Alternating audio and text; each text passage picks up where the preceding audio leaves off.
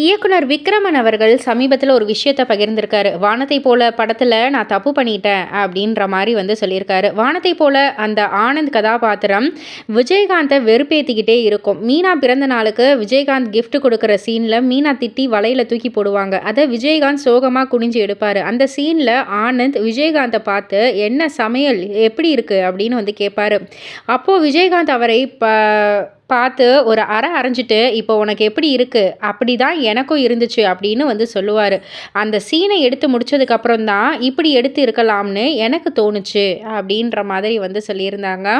ஆக்சுவலா வந்து அப்ப குடுத்த சீன் வந்து வேற இல்லையா? இந்த மாதிரி வந்து குடுத்திருந்தா நல்லா இருந்திருக்கும்ல அப்படின்ற மாதிரி வந்து விக்ரமன் அவர்கள் நெனச்சிருந்தாராம்.